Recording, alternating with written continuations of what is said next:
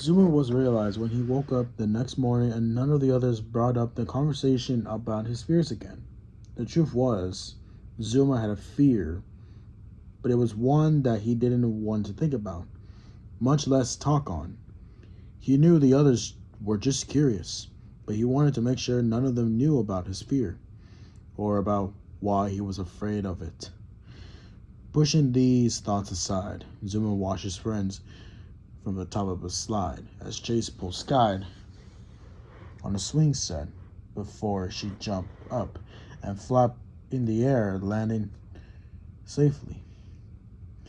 She would then get back on and Chase would continue to push, all with a brush all with a blush on his cheeks.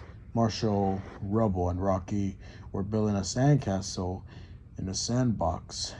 Well, more like Rubble and Rocky, whereas Marshall was pretending to be a monster by stomping on them with a bucket on its head. Looking over the park and sunshine made Zuma sigh with joy, knowing that it was perfect day to play and relax. Maybe I'll head over to the sea later, do a bit of swimming, find some seashells. His eyes widened as the realization hit him in the head like a soccer ball at Mach speed. Oh man. Chase, hey Chase. Yeah, what's up, Zuma? Dude, what day is it? May 20th, I think.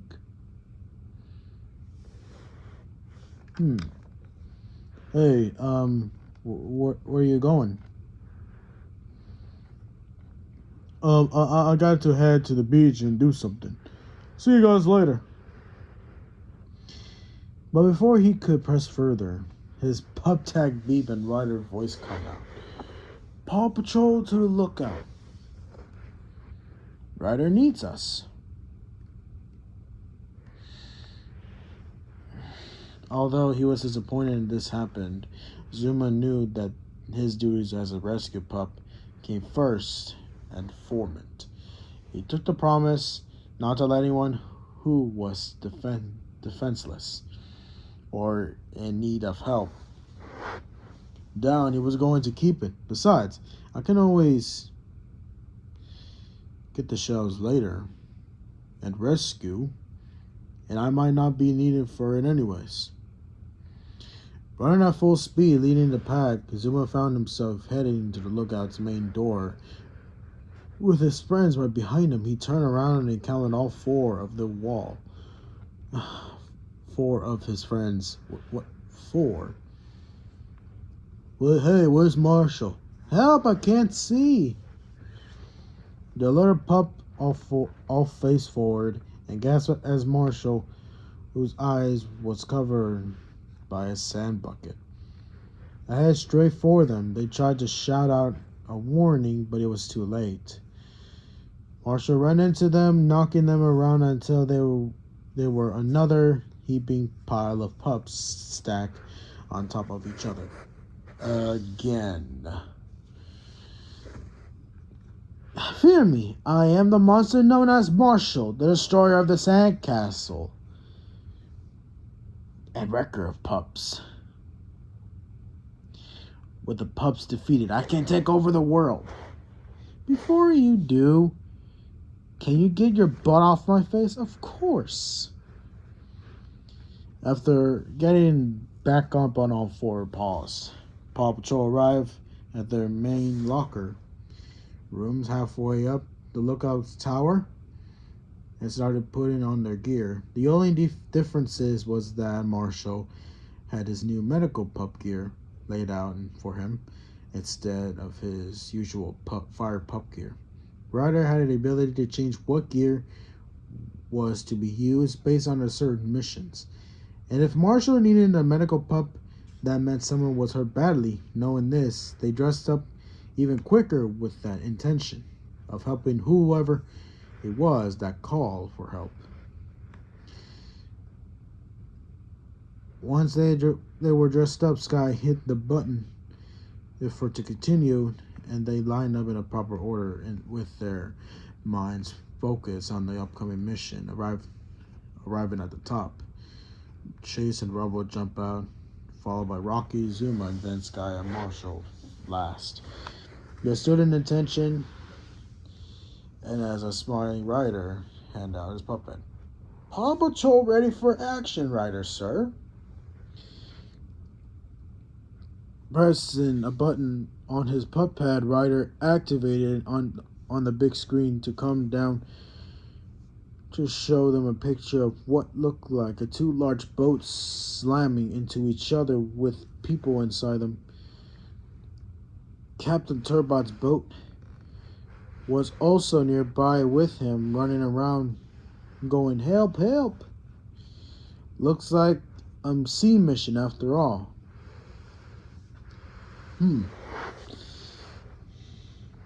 With a bit disappointment for having his time cut short, but he smirked and stood further in attention. Well, I guess it's time to get wet. Thanks for coming, pups. We have a major problem out in the bay. The two tortoise boats have collided and are slowly sinking. Captain Turbot been able to get some passengers on board his own boat, but he's running out of room. We need to help the rest of these passengers get off their boat safely and make sure no one's hurt. Zuma, I need you to tie up one of these boats on the docks and drag it to the crash site so we can put the remaining passengers on board. Let's dive in. Marshall, we may have some injured tortoises who will need to be checked out. You'll ride on the boat Zuma's dragging and bring your medical gear. I'm ready for a rescue. And Chase, we're gonna have a lot of panicking people out in the bay. I need you to use your microphone to help keep out not only the passengers calm, but help me guide them as well. Chase is on a case. Okay, Paw Patrol is on a roll. A quick note. I hate when I had to keep doing this line over and over again, how the Paw Patrol does, but sometimes it gets a little bit overreacting sometimes. I just hate it when I had to keep doing this for like a reason. Anyways, Zuma always loved this part as he slid down, rising his paws in the air while cheering at the speed that they were going, while Marshall was struggling to regain his balance again, and Chase was howling, and Zuma found himself landing in his pup house.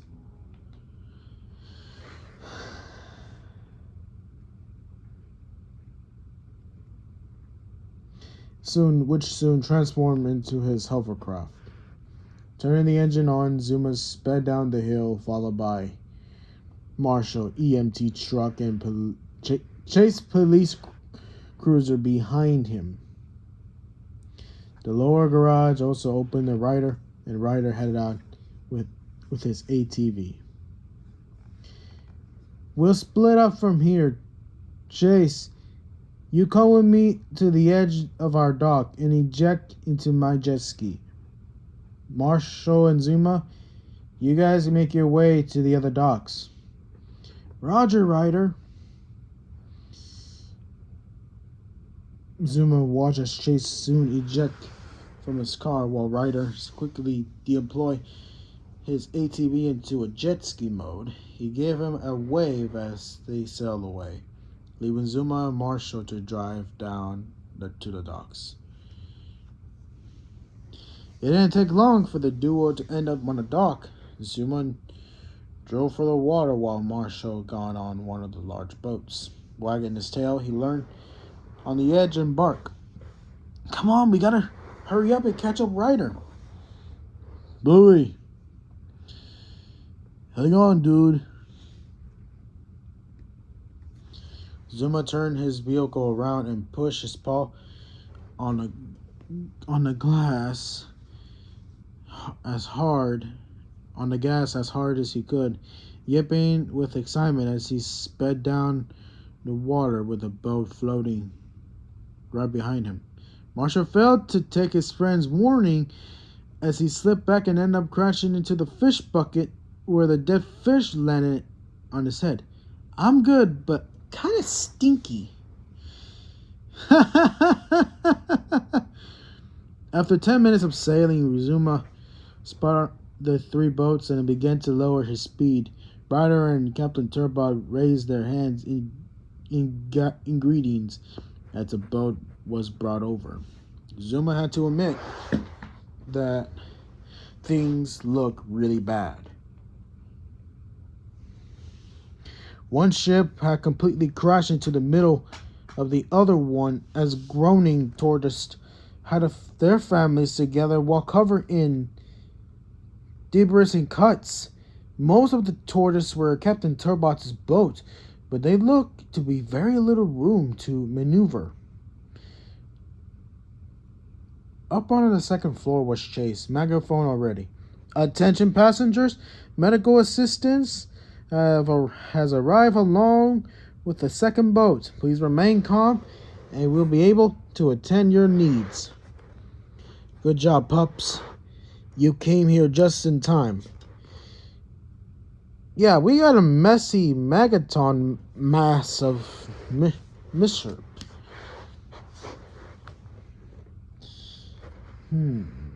Zuma, help me get the remaining passengers on the two crashed boats into one of your brought. Marshall, we got a lot of injured people who could really use your help. I'm on it, Ryder. Zuma waited until Ryder was on board before moving the boat into the first crashed one.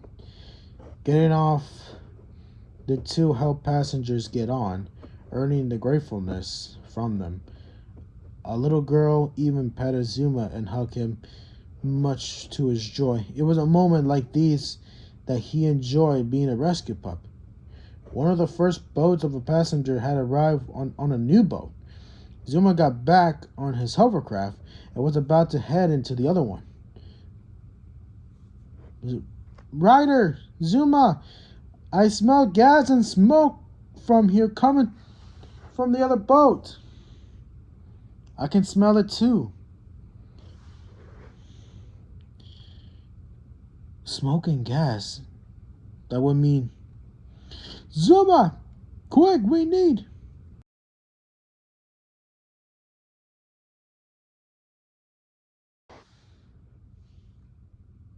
An explosion from the engine of the second boat went down shock wave as a bursting fireball erupted and everyone screamed.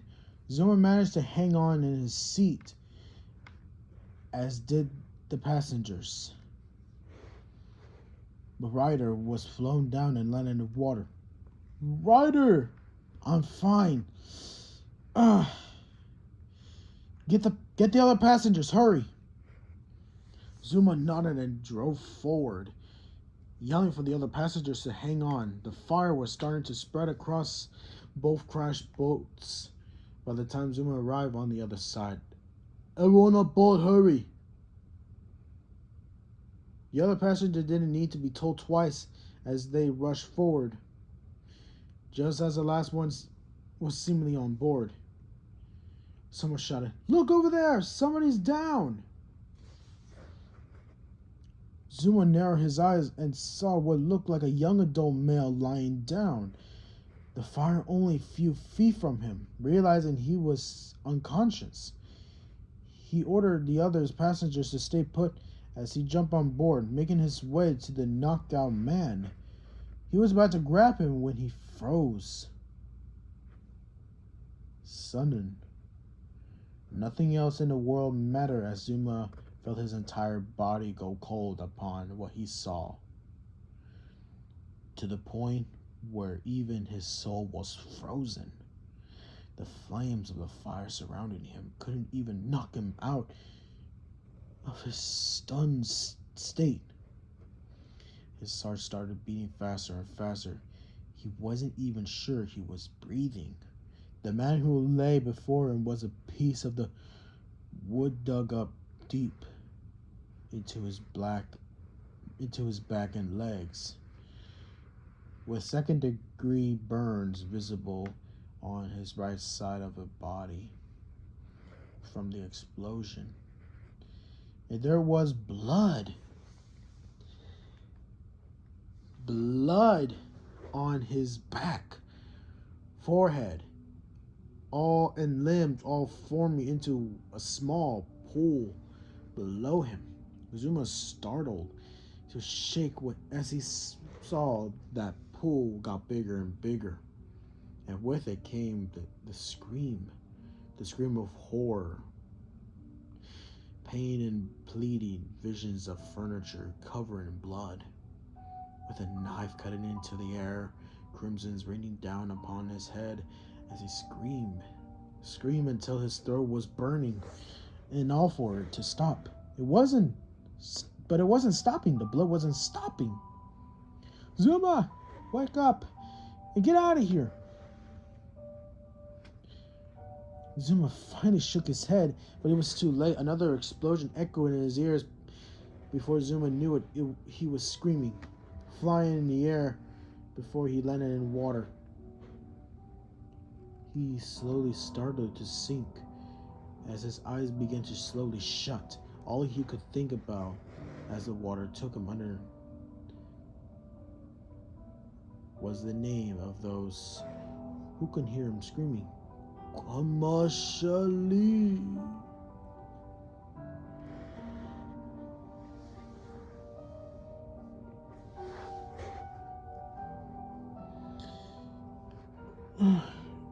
Oh, hey, he's awake. Gus, where am I? The hospital. We rushed you here with the other tortoise after Marshall got you out of the water. You've been unconscious for a few hours. Thankfully, nothing serious except for maybe a bit of headache. That man, the one who was left on the boat, what happened to him? Zuma, I'm sorry. He didn't make it. The second explosion got him. You mean he's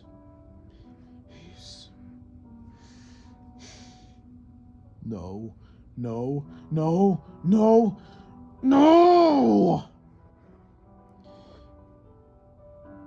Zuma, it's all right.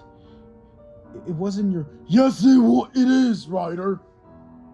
It was all my fault. I let him die because I froze up like a scaredy cat.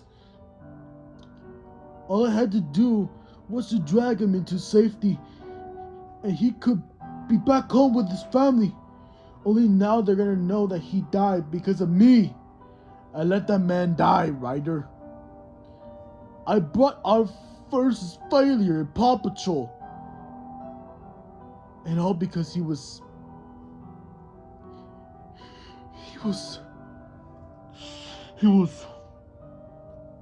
Because what?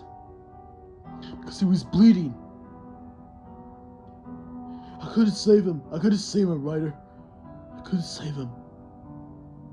A look of realization appeared on Ryder's face as he grabbed Zuma and held him close.